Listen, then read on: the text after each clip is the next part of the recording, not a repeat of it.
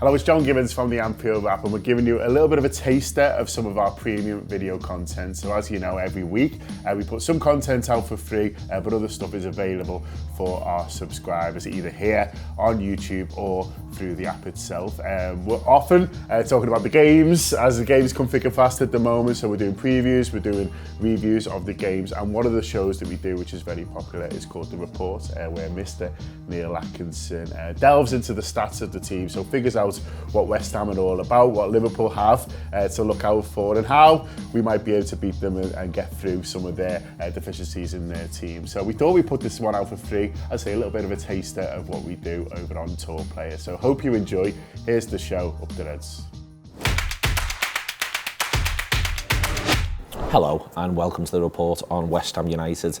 West Ham United are depleted, to be quite honest with you, at the back, and that's going to filter into this conversation around what they can and can't do for this game coming up against Liverpool.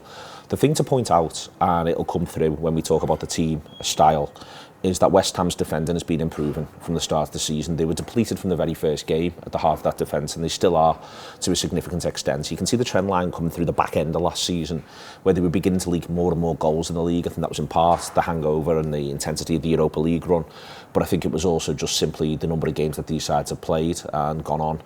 They were also dwindling in terms of what they could create. Now, if you look from the start of this season, that purple line is absolutely tumbling, and it's pretty low at the moment. They're not giving away that many good opportunities, West Ham, which we'll come on to. Also in there as well, you can see that the green line's finally flipped the other side of it for the first time since, approximately the 28th, 29th game of last season. This is a rolling 10-game average, so it suggests that over a period of time, West Ham United have been improving as we get into this season.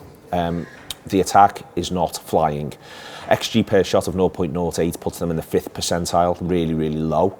But they're not that far away from overall averages. Really good at getting counter-attacking shots over the course of a game, 1.9 a game for them, that's 99th percentile, something for Liverpool to obviously be really conscious of with our issues this season with teams countering on us, and at Anfield against West Ham, we do expect to have more of the ball.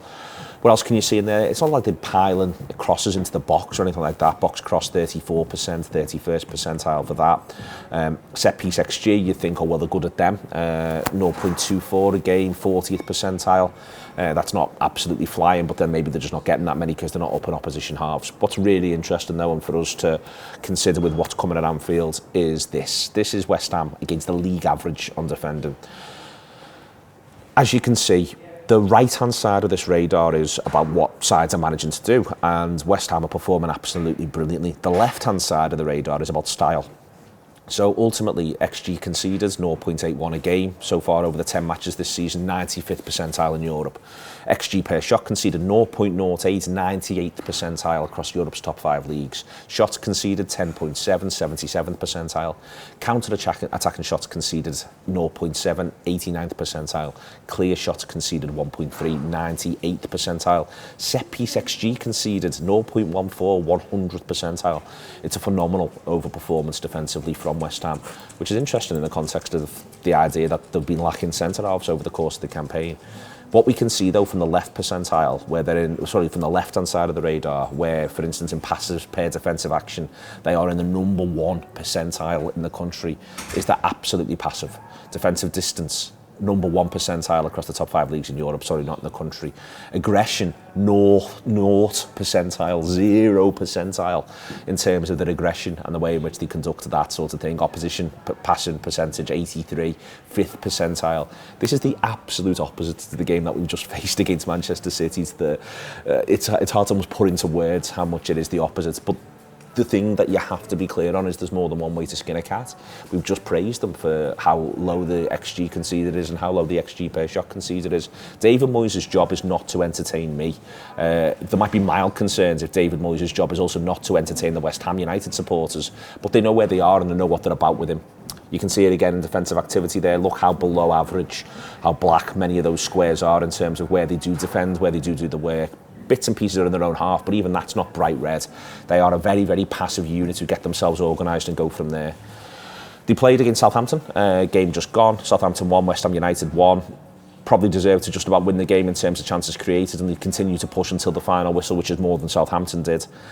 In there, you can see this passing network. There's a back three in this game that they've had of Creswell to the left-hand side of the back three, Johnson to the right-hand side of the back three, they're both full-backs. And then you've got Kahira in the middle of that. And you can see how deep Souček and Rice are picking that ball up. It's almost a little bit of a broken team. In front of them then there's Paqueta. They've got Emerson left. Kufal pushes right up on the right-hand side there. Skamaka and Bowen. Bowen obviously being the threat that we know he is, gets the goal as well in that one over the course of that game.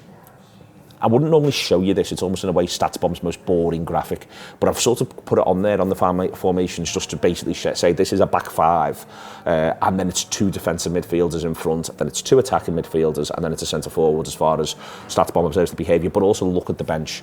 Fornals, Downs, Ogbonna, Coventry, all on that bench there as well. The point I'm making here is that Ogbonna could conceivably play the game, but he's only got about 45 minutes of league football under his belt. He's 35 and he is returning. Liverpool may well be coming up against a team that basically has only one fit centre-half, which should work in our favour. But as we've been saying, this is a side that knows how to build a shell to fall back and to do that sort of thing. This was their pass network for when they played against Chelsea. It's now over a month ago, but it's the last time they played sort of a top 6 side away from home. You can see there, you know, that's what they'd be doing if they had the 2 centre-halves in there, Kufal one side, Emerson the other, Zuma and Kahira. I don't think that Zuma will be back for this one, maybe. He might be, but he's been ill now for a while. You've got Souček and Rice and Pacheco all on top of each other. Fornals coming deep and helping his full-back a lot of the game as well. And Antonio and Bowen in there. What I'm saying is don't go to Anfield thinking we're getting another one like we got on Sunday in terms of what we'll do, but also what the opposition will do. West Ham are going to sit in and look to hit Liverpool on the counter. That is what they do. They'll have a really good shell. That is what they do. Let me be really clear about this. Don't concede first, Liverpool. Do not concede first. Liverpool don't concede first. They should win the game because they probably won't concede at all. But my God, it could be a long evening on Wednesday. Let's make sure that we all wrap up warm and we make our own entertainment.